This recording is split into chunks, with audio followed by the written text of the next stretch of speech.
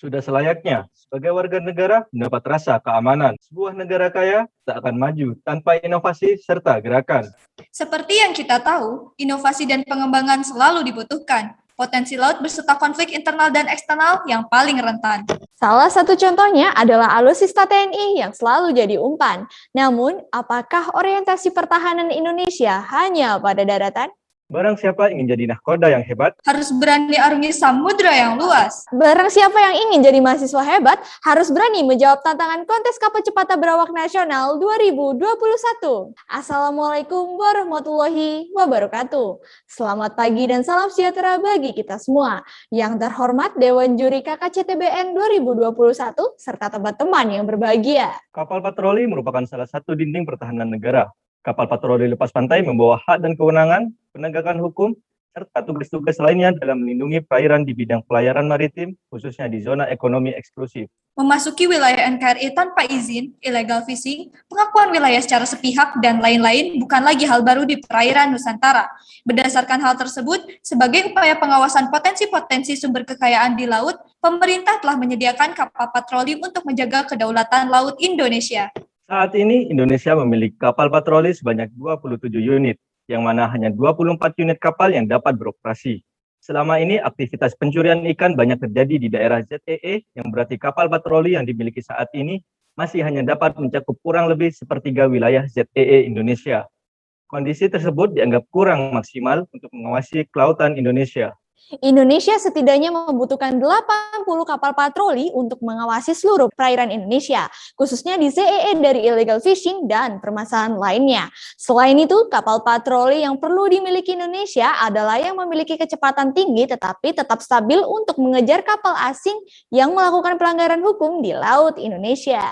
Oleh karena itu, kami 5 inovator muda dari Universitas Brawijaya dengan saya, Nabila Putri Delinda, dan keempat rekan saya yaitu Diantri Larasati, Tantowi Johan Fauzi, Giga Ranuguntara, dan Bima Arda Gagana di bawah bimbingan Bapak Insinyur Sukandar MP dengan bangga mempersembahkan inovasi kapal patroli lepas pantai SWOT guna menjaga pertahanan dan keamanan perairan pada zona ekonomi eksklusif. Inovasi kapal patroli lepas pantai SWOT sebagai pemantauan, penyerangan, dan menghalau musuh. Kapal patroli lepas pantai Chandramawa dapat beroperasi dengan daya jelajah 3.500 mil laut serta membawa 31 personil terbaik yang sudah terbagi dalam 5 departemen sesuai dengan tugas masing-masing. Kapal ini memiliki konsep Hybrid High Speed Offshore Patrol dengan bentuk lambung SWOT atau Small Water Plane Area Twin Hull yang dapat berlayar dengan cepat dan stabil. Sebagai upaya penerapan energi terbarukan, kapal ini dilengkapi dengan turbin di bagian bawah kapal serta panel surya pada dek kapal. Hal tersebut diharapkan dapat mengurangi konsumsi bahan bakar minyak untuk keperluan kelistrikan pada sistem navigasi kapal. Berikut ini merupakan rencana umum dari kapal patroli lepas pantai SWOT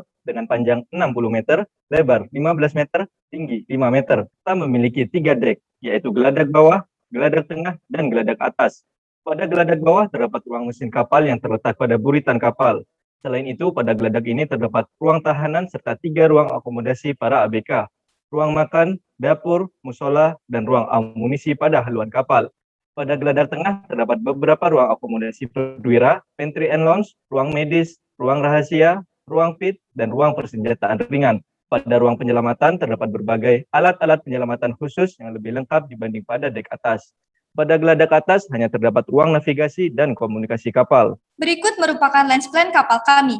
Kapal ini menggunakan jenis lambung SWOT atau Small Water Plane Area Twin Hull dengan keunggulan utama untuk mendapatkan stabilitas dan skipping yang baik, disebabkan karena pengaruh gelombang terhadap lambung kapal yang sangat kecil. Dengan keunggulan tersebut, akan menunjang akurasi peluncuran senjata sehingga dapat menembakkan misil lebih akurat dan tepat sasaran. Berikut ini merupakan tabel maneuvering dari kapal kami. Dari tabel tersebut, kapal kami memenuhi kriteria kemampuan maneuvering sesuai dengan yang diatur pada International Maritime Organization atau IMO, Resolusi MSC 137 nomor 76 tahun 2002. Kami melakukan analisa seakeeping dengan analisa respon amplitude operator atau RAO dan MSI dengan penempatan remote pengamat pada beberapa titik. Remote point tersebut adalah di ruang navigasi, ruang perwira, dan ruang kru. Berdasarkan grafik yang terlihat pada layar, dapat disimpulkan bahwa tingkat ketidaknyamanan kapal terjadi ketika sudut datang gelombang 180 derajat, karena nilai percepatan RAO tertinggi di posisi sudut datang ini. Gerakan pitching terbesar terjadi ketika encounter frekuensi 1,8 radian per second dengan nilai RAO terbesar 4,1. Pada kecepatan 0 knot dan gelombang BIMSIS, 10% penumpang ruang kru mengalami MSI setelah 2 jam perjalanan. Sedangkan penumpang pada ruang perwira dan navigasi tetap merasa nyaman. Sedangkan untuk gelombang heatsis menyebabkan 10% penumpang pada semua bagian geladak bawah mengalami MSI setelah 8 jam perjalanan. Dan penumpang pada geladak perwira dan navigasi masih dalam kondisi nyaman. Penumpang yang berada pada posisi tengah kapal akan terasa lebih nyaman sesuai yang ditunjukkan pada grafik dengan nilai 0,315 meter per second kuadrat atau not uncomfortable. Selanjutnya adalah stabilitas. Stabilitas kapal kami dengan 3 kondisi pemuatan. Yang pertama, ketika tangki bahan bakar minyak atau TBBM, tangki air tawar atau TAT masih penuh 100%. Kedua, ketika TBBM dan TAT 50%. Ketiga, ketika TBBM dan TAT 10%. Dari kondisi ini, maka didapatkan hasil sebagai berikut. Dari hasil tersebut, stabilitas kapal kami memenuhi kriteria stabilitas sesuai dengan Marine Authority, yaitu International Maritime Organization atau IMO. Selain maneuvering, skipping, dan stabilitas, kapal juga harus memiliki perhitungan untuk mengetahui kekuatan struktur pelat dan profil guna memenuhi rule yang berlaku. Pada kapal ini didapatkan hasil sebagai berikut, yang mengacu pada BKI tahun 2006 dan Annex A6 untuk kapal baja. Main dimension, tebal plat side, plating, atau plat sisi pada bangunan atas, deck plating atau plat geladak, serta ukuran profil. Desain konstruksi midship section, kami menggunakan acuan perhitungan konstruksi kapal baja yang ditetapkan BKI tahun 2006 dengan menunjukkan tebal plat dan profil melintang maupun memanjang kapal. Ukuran plat dan profil hasil perhitungan menurut BKI untuk kapal baja dengan ukuran panjang di bawah 90 meter. Guna mendukung keberhasilan misi kapal, maka kapal ini juga dilengkapi persenjataan berat diantaranya. Yang pertama, Bofors 57mm sebagai senjata multipurpose atau dapat melakukan serangan di udara dan permukaan yang diletakkan di haluan. Yang kedua, torpedo MK46 Advanced Capability yang akan mudah menjalankan prosedur pencarian target, akuisisi, dan serangan terprogram secara dapat melakukan serangan ulang berkali-kali apabila meleset dari sasaran. Yang ketiga, MK15 Palang CIWS atau Close-in Response System yang dirancang untuk menyerang rudal jelajah anti kapal dan pesawat dalam jarak dekat dengan kemampuan CIWS untuk mencapai target bergerak dengan cepat. Dan EO Sensor Field Imaging System with Autonomous ECQ Tracker dalam menjalankan misinya. Selanjutnya adalah desain layout kamar mesin. Berdasarkan rekomendasi dari IMO, penting untuk mengoptimalkan perancangan kamar mesin yang mencakup keterbiasaan, keselamatan kerja, ergonomi, meminimalkan resiko, serta bertahan hidup. Energi kapal Cendrawasih didapat dengan proses pertama, yaitu pada generator yang selanjutnya diteruskan ke main switchbox, lalu inverter mengisi daya pada baterai yang tersedia. Setelah itu dikonverter oleh inverter penggerak guna diteruskan sebagai energi gerak oleh mesin penggerak. Kecepatan kapal juga dapat melalui engine control panel. Perhitungan tahanan kapal menggunakan metode slender body dengan efisiensi 60% dengan variasi kecepatan maksimal 25 knot dan didapatkan hasil sebagai berikut.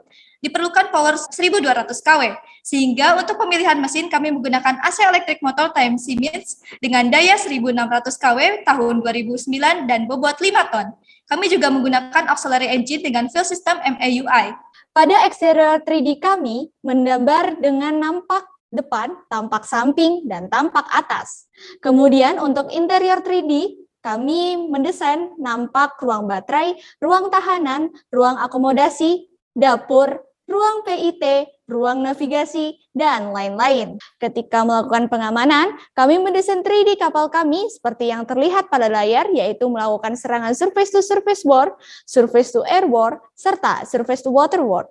Kapal kami memiliki keunggulan yang tentu saja diandalkan sebagai kapal patroli lepas pantai di Indonesia. Di antaranya yaitu 1. Bentuk lambung SWOT. 2.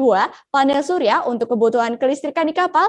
3. Sistem persenjataan yang mencakup serangan 3 matra. 4. Ruang akomodasi yang lebih kompleks. 5. Ruang rahasia penyelamatan khusus. 6. Two rigid inflatable boat. Dan 7. Radang homing yang dapat melakukan tangkalan dari serangan elektronik. Dengan hasil yang telah dipaparkan, kapal lepas pantai SWOT Cendrawasih mampu melakukan pemantauan, penyerangan, dan menghalau musuh pada zona ekonomi eksklusif. Kapal ini juga mampu berlayar dengan stabil untuk menjaga perairan Indonesia secara cepat dan tepat pada sasaran atau kapal musuh yang ditargetkan dengan senjata berat dan peluru kendali atau misil. Sekian presentasi dari tim kami, terima kasih.